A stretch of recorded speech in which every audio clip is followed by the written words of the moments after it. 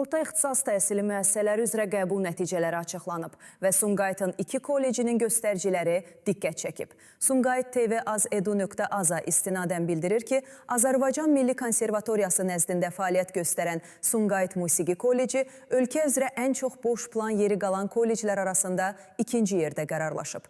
Belə ki, kollecdə ayrılmış 115 plan yerinin 51-i boş qalıb.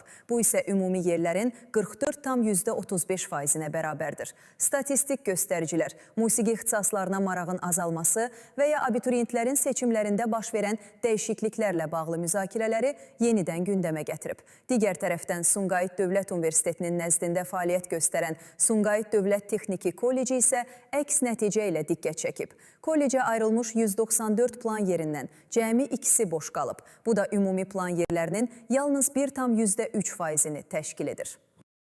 Beləliklə, Sumqayıt Dövlət Texniki Kolleci ölkə üzrə ən az boş plan yeri qalan təhsil müəssisələri sırasında yer alıb və texniki ixtisaslara yüksək marağın olduğunu göstərib.